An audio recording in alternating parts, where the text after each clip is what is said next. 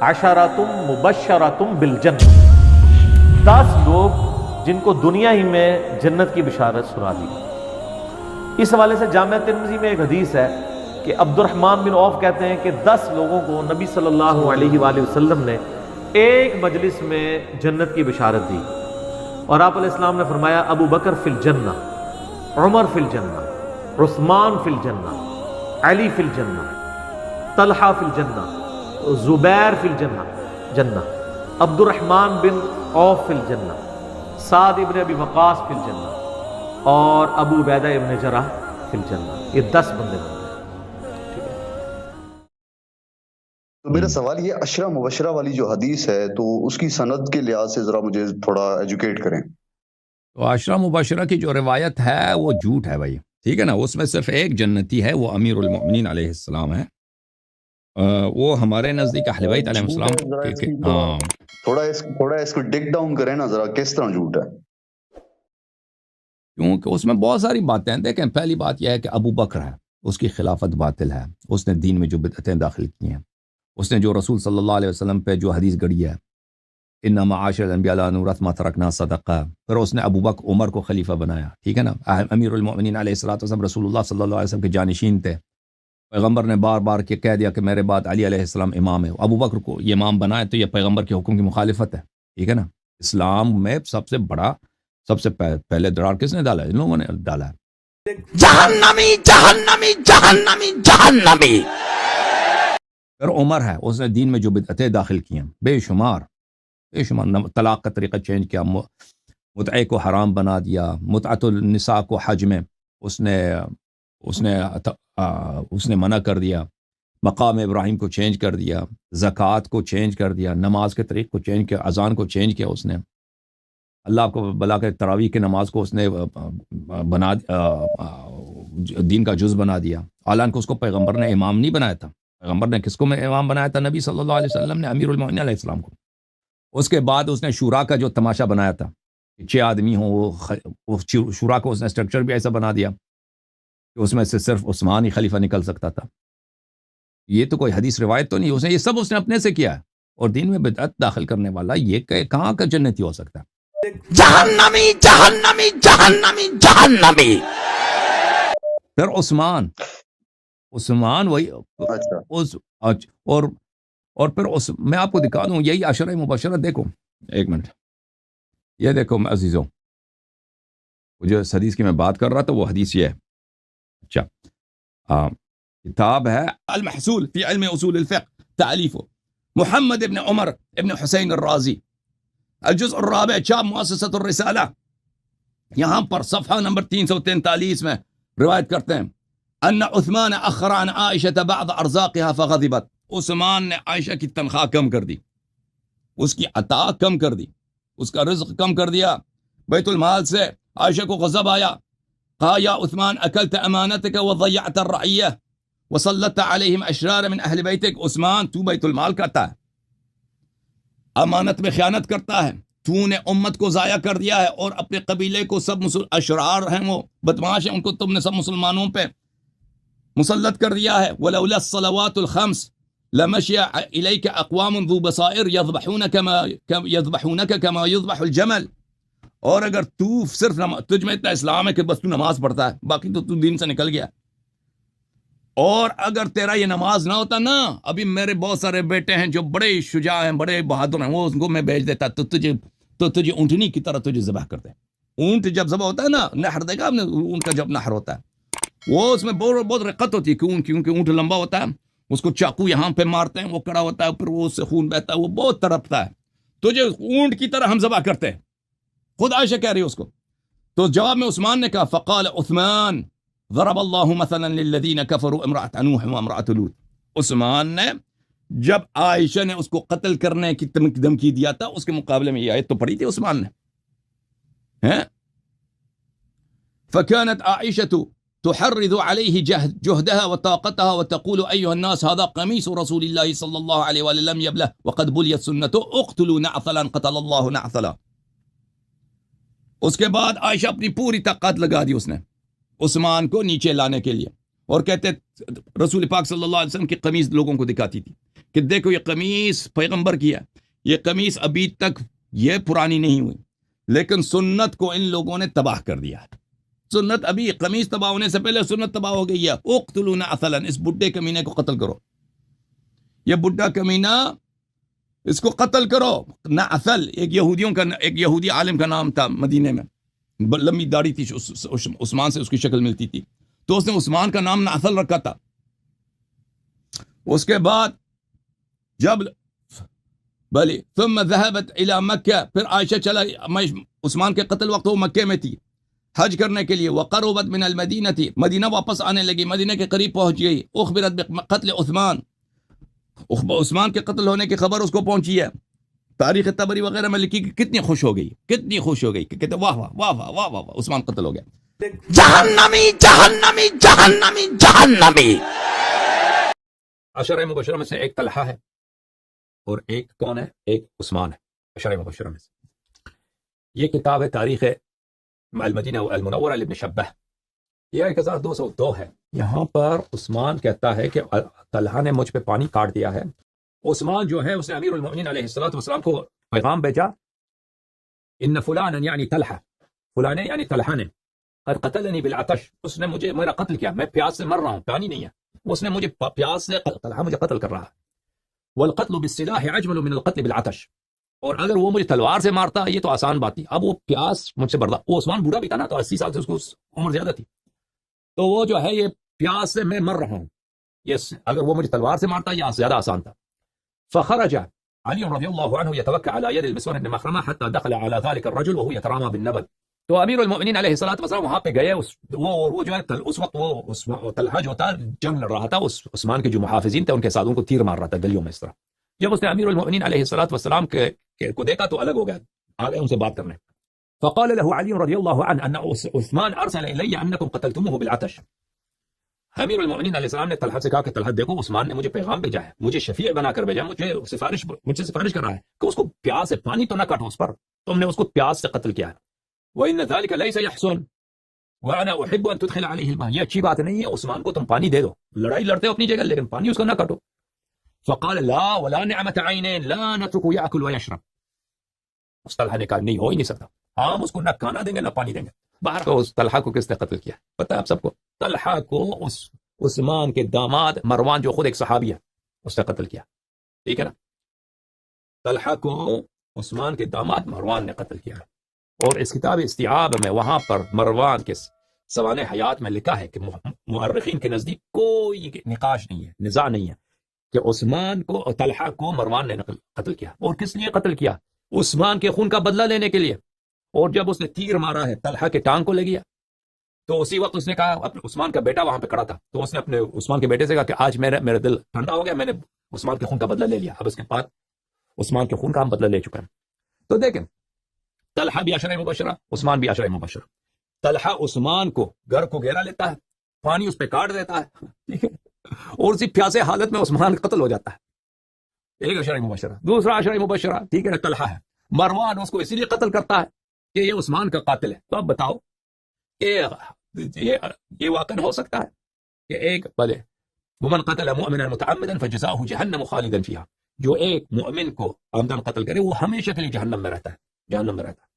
اگر عثمان مومن ہے، جنتی مومن ہے، تو طلحہ ہمیشہ کے لیے جہنمی ہے، طلحہ ہمیشہ کے لیے، اس نے اسے قتل کیا، ٹھیک ہے نا، اس نے قتل کیا ہے۔ اگر طلحہ جنتی ہے اگر تو عثمان مومن نہیں ہو سکتا، عثمان کیونکہ اس کو طلحہ اس کا قاتل ہے۔ جہنمی جہنمی جہنمی جہنمی۔ یہ کتاب شرح مشکل الآثار الجزء الثاني عشر لأحمد بن السلامة الطحاوی، متوفى سنة 331، الجزء الثاني عشر، سنہ 1994 میں کتاب چھپی ہے بیروت میں۔ ملاحظہ فرمائیے یہ حدیث نمبر 4954 ہے۔ عمر نے اپنے وہ عمر کو جب چوٹ لگی تھی نا، ضرب لگا تھا، سیدنا ابو لؤلؤہ رضی اللہ تعالیٰ عنہ نے اس کو مارا تھا عمر کو، عمر اسی چوٹ سے مرا بھی ہے۔ اس نے زبیر کو گالی دی، طلحہ کو گالی، سب کو گالیاں دینا شروع کر دیا تھا اس نے گالی دیا عمر کو، اما انت یا زبیر فانک مؤمن، یہ عمر کا، فقال لهم عمر نے کہا، فقال لهم عمر نے کہا، عمر نے کہا زبیر سے فإنك مؤمن الرضا کافر الغضب، تو جب خوش ہوتا ہے نا، تیرے پاس پیسے ہوتے ہیں، کھانا ہوتا ہے، تیرا پیٹ فل ہے، تو مومن ہوتا ہے، اور جب تمہیں تکلیف پہنچتی ہے، تجھے غصہ آتا ہے، تو کافر بن جاتا ہے۔ تکون یوما شیطانا و یوما انسانا، ایک دن تو شیطان ہوتا ہے، ایک دن تو انسان ہے۔ اس عمر نے کس سے کہا؟ زبیر سے کہا افرأیت یوما تکون شیطانا فمن یکون الخلیفۃ یومئذ، تو خلیفہ بننا چاہتا ہے، تجھ میں ہے خلیفہ کی، تیرا شکل ہے خلیفہ جیسی، جس دن تو شیطان بن جاتا ہے تو اس دن خلافت تو شیطان کی ہوگی۔ عمر کس کو گیا؟ عمر کو ضربت لگی نا، تو اس نے سب کو گالی دینا شروع کیا، تو زبیر کے اس طرح اس نے بے عزتی کر دی۔ پھر طلحہ کے مطابق وَأَمَّا أَنْتَ يَا طَلْحَةُ فَوَاللَّهِ لَقَدْ تُوفِيَ رَسُولُ اللَّهِ صلی اللہ علیہ وسلم وَهُوَ عَلَيْكَ عَاتِبٌ، اللہ کی قسم طلحہ تو خلیفہ بننا چاہتا ہے، تو ایک بغیرت آدمی ہے، تو نے عائشہ کے متعلق کیا کہا تھا؟ تجھے یاد نہیں ہے؟ رسالت پناہ صلی اللہ علیہ وسلم کی جب وفات ہوئی ہے، وہ آپ پہ غضبناک تھے، تیری بغیرتی کی وجہ سے تو نے جو غلط جملے کہتے عائشہ کے متعلق کر سکتے ہیں۔ یہ حدیث عشرہ مبشرہ کتاب سلیم میں ہے۔ کتاب سلیم میں جنگ جمل کے موقع پر امیر المؤمنین علیہ السلام نے زبیر سے کہہ دیا کہ یا زبیر سے یا طلحہ سے، میں بھول جاؤں، کہ کیا تم، زبیر نے کہا کہ میں تو عشرہ مبشرہ میں سے ہوں، پیغمبر نے ہمیں جنت کی بشارت دی ہے، تو امیر المؤمنین علیہ السلام نے کہا کہ کیا اس میں سے میں بھی ہوں؟ اس نے کہا جی آپ بھی اس عشرہ میں ہیں، تو امیر المؤمنین علیہ السلام نے کہا میں شہادت دیتا ہوں کہ تو اہل نار میں سے ہے، تو اہل نار میں سے، اہل جہنم میں سے۔ جہنمی جہنمی جہنمی جہنمی۔ آیا یہ ہے، اب اس میں آپ کو سوال کا جواب بھی ہے۔ السابقون الاولون، آیہ نمبر 77، اعوذ باللہ من الشیطان الرجیم، الم تر الی الذین قیل لهم کفوا ایدیکم واقیموا الصلاة وآتوا الزکاة، کیا تم نے ان لوگوں کو دیکھا کہ حبیب صلی اللہ علیہ وسلم، ان سے کہا گیا کہ تم لوگوں سے جنگ نہ کرو، جہاد نہ کرو، آپ چلے گئے ہیں، آپ ہیں تو ان سے کہا گیا کہ لوگوں سے جہاد نہ کرو، لیکن کیا کرو؟ نماز پڑھو، روزے رکھو۔ یعنی یہ کس کی بات ہو رہی ہے؟ مکے کی بات ہو رہی ہے کہ صحابہ آتے تھے رسول پاک صلی اللہ علیہ وسلم کے پاس مکے میں اور کہتے تھے کہ یا رسول اللہ ہمیں اجازت دے دو کہ ہم جنگ کریں، ہم جنگ کریں، کیونکہ یہاں پہ کفار میں بڑے ستاتے ہیں۔ تو رسول اللہ صلی اللہ علیہ وسلم فرماتے تھے کہ کفوا ایدیکم، اپنے ہاتھ روکو، کسی سے جنگ کی اجازت نہیں ہے، نمازیں پڑھو، زکات دیا کرو۔ فلما کتب علیہم القتال، جب یہ مدینے آئے اور ان پہ جنگ واجب ہو گئی، یعنی غزوہ بدر، اذا فریق منہم، انہی مہاجرین میں سے، بدری مہاجرین جو مکے سے آئے تھے، سابقون الاولون، یخشون الناس کخشیۃ اللہ، اب میں نام بھی دکھاؤں گا کہ وہ کون تھے۔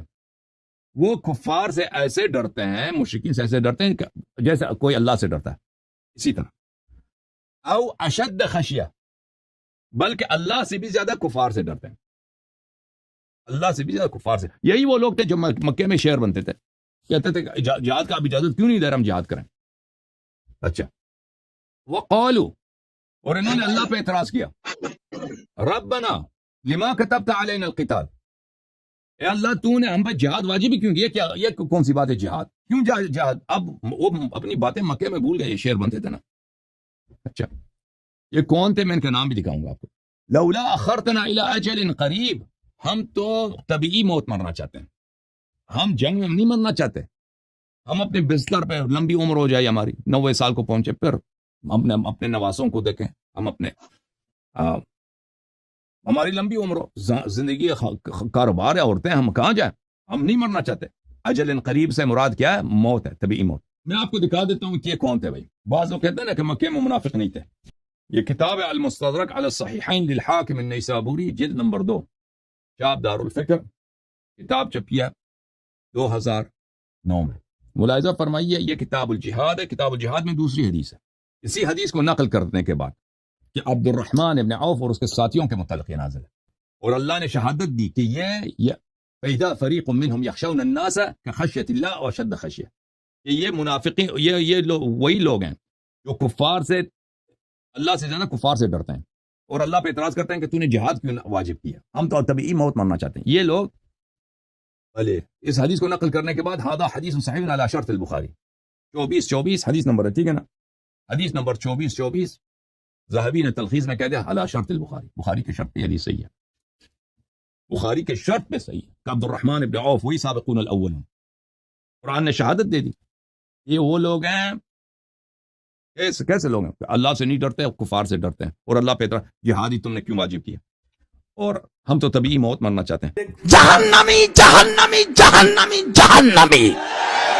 ملاحظہ فرمائیے کتاب السنہ لے ابی بکر ابن ابی عاصم شاب دار السمیعی سن 1998 میں چھپی ہے کتاب. یہ دیکھیے عزیز صفحہ نمبر 918 میں حدیث نمبر 1418. یہاں پر میرے عزیزوں ملاحظہ فرمائیے. عبداللہ ابن ارقم کہتے ہیں کہ ہم لوگ گئے تھے مدینہ, وہاں پر کچھ لوگ اہل کوفہ کے بھی آئے تھے. سعد بن ابی وقاص نے کہا کونوا عراقیین کونوا عراقیین. سعد بن وقاص نے کہا کہ تم عراقی رہو, تم عراقی بنو. عراقی بننے سے کیا مطلب ہے, کیونکہ عراق والے جو تھے وہ امیر المؤمنین علیہ الصلوۃ والسلام کی حمایت کرتے تھے, شام والے معاویہ کی حمایت کرتے تھے. تو سعد بن وقاص نے ان کو نصیحت دی کہ تم جو ہے عراقی ہی رہو, یعنی شیعہ اہل بیت علیہ السلام رہو.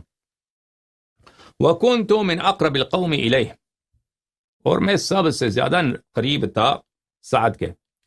فسأل عن علي رضی اللہ تعالی كيف رأيتموه هل سمعتموه يذكرني. اس نے ہم سے پوچھا کہ امیر المؤمنین علیہ السلام کے متعلق کیا انہوں نے کبھی میرا ذکر بھی کیا ہے. سعد وقاص بولتا ہے قلنا لا اما باسمك فلا ولكن سمعناه. ہم نے کہا کہ انہوں نے آپ کا اسم نام لے کر کبھی ذکر نہیں کیا, لیکن آپ کو دوسرے القاب سے ذکر فرمایا ہے. ولكن سمعناه يقول اتقوا فتنة الاخنس. امیر المؤمنین علیہ السلام فرماتے تھے اخنس وہ شخص جس کا ناک ٹیڑھا ہو, یا ایک معنی, دوسرا معنی ہے بندر بڑا فتنے والا آدمی, بندر کے فتنے سے بچو. تو سعد وقاص نے پوچھا کہ کیا انہوں نے میرا ذکر کیا ہے. پوچھا آپ کا نام نہیں لیا ہے لیکن القاب شریفہ سے آپ کا ذکر کیا. تو سعد کی تو بڑی بے عزتی ہو گئی. اس نے کہا میرا نام نہیں لیا. تو ہم نے کہا نہیں نام نہیں لیا. فقال ان الخنس کثیر. اس نے کہا تو یہ تو صفت تو بہت سارے لوگوں میں, کیا معلوم کہ انہوں نے میرا ارادہ کیا ہو. بہرحال عزت بچانے کی کوشش کی. جہنمی جہنمی جہنمی جہنمی. میں ملاحظہ فرمائیے عزیزو, یہ کتاب ہے الروضۃ من الکافی تحقیق تالیف الکلینی الجزء الثامن, 8واں مجلد ہے کافی شریف کی. یہاں پر صفحہ نمبر 179 میں راوی کہتے ہیں کہ میں نے حضرت امام صادق قرآن ناطق بحر حقائق علیہ الصلوۃ والسلام سے اس آیت کے متعلق پوچھا. ما یکون من نجوى ثلاثة الا هو رابعهم ولا خمسة الا هو سادسهم. کوئی بھی نجوا ہو, سرگوشی کی بات ہو, آپس میں کیا ہو, سازش کی بات ہو کہ 2-3 آدمی منافق جمع ہو گئے, یہ آپس میں سازش کر رہے ہیں, ٹھیک ہے نا. 3 ہے تو چوتھا کا کون ہے, اللہ ہے. 5 ہے تو چھٹا کون ہے, اللہ ہے, ٹھیک ہے نا. اللہ کو پتا ہوتا ہے کہ تم اگر آپ وہاں پہ جا کے اپنے مخفی گاہ میں منافق جا کے فراڈ کرتے ہیں اور وہ آپس میں جا کر سازشیں کرتے ہیں, منصوبے بناتے ہیں, تو دیکھنے والا, سننے والا اور سب کچھ جاننے والا کون ہے, وہ اللہ تعالیٰ ہے. اور اللہ تعالیٰ اس کی خبر اگر وہ مصلحت جانے تو اپنے حبیب صلی اللہ علیہ وآلہ وسلم کو عطا فرماتا ہے. ولا ادنى من ذلك ولا اکثر الا هو معهم. اور 3 سے کم بھی ہوں تو اللہ ہے, 1 آدمی بھی ہو, 2 بھی ہوں, اللہ وہاں پہ ہے. 6 سے زیادہ بھی ہو تو اللہ موجود ہے. اینما كانوا جہاں بھی ہوں ثم ينبئهم بما عملوا يوم القيامة ان الله بكل شيء عليم. پھر اللہ تعالیٰ اس کا حساب لے گا, روز قیامت خبر دے گا کہ تم وہاں پہ 2 3 4 5 آدمی وہاں پہ تم اکٹھے ہو گئے اور تم نے وہاں پہ نجوا کیا, تم نے وہاں پہ سازش بنایا اسلام کے خلاف, اہل بیت طاہرین علیہم الصلوۃ والسلام کے خلاف, ٹھیک ہے نا. تو اللہ اس کا حساب لے گا یوم القیامہ. قال قرآن ناطق بحر حقائق امام صادق علیہ الصلوۃ والسلام نے فرمایا نزلت هذه الآية في فلان وفلان وأبي عبيدة الجراح. اس آیت کا شان نزول فلانی اور فلانی میں ہے, یعنی اول و ثانی کے متعلق ہے. ابو عبیدہ جراح و عبد الرحمن بن عوف, وہاں پہ عبد الرحمن بن عوف بھی تھا, وسالم مولا حذیفہ وہ بھی تھا, والمغیرہ بن شعبہ. یہ کہاں کا, یہ صحیفہ ملعونہ کی کہانی ہے کہ یہ لوگ کعبے میں جمع ہو گئے تھے, انہوں نے آپس میں ایک عہد کیا تھا, وہ عہد کیا تھا وہ بھی آئے گا. حیث کتبوا الکتاب بینہم, انہوں نے آپس میں عہد کیا اور آپس میں کعبے کے داخل, کیونکہ کعبہ اسلام سے پہلے بھی وہ عزیز تھا, محترم تھا عربوں کے نزدیک. انہوں نے آپس میں تعہد کیا کعبے میں, وتعاہدوا وتوافقوا, اور انہوں نے آپس میں عہد کیا اور موافقت کیا اور ایک پیکٹ بنایا, انہوں نے ایک منصوبہ بنایا.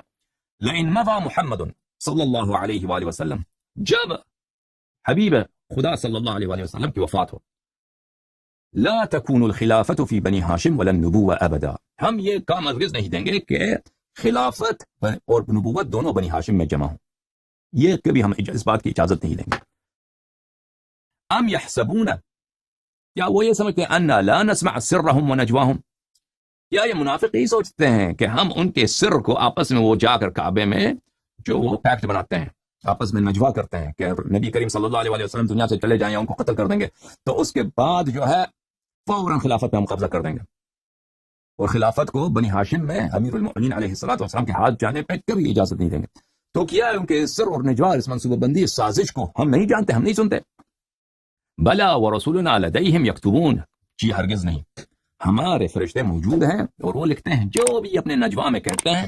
عثمان نے کیا کہا، مثلا عمر نے کیا کہا، مغیرہ ابن شعبہ نے کیا کہا، سالم مولا حذیفہ نے کیا کہا، ابو عبید الجراح نے کی، جتنے یہ سقیفے والے لوگ پہلے سے منصوبہ بنا چکے تھے، انہوں نے جو بھی کچھ کہا ہے اسی وقت ہم لکھ چکے ہیں، ہمارے فرشتے لکھ چکے ہیں۔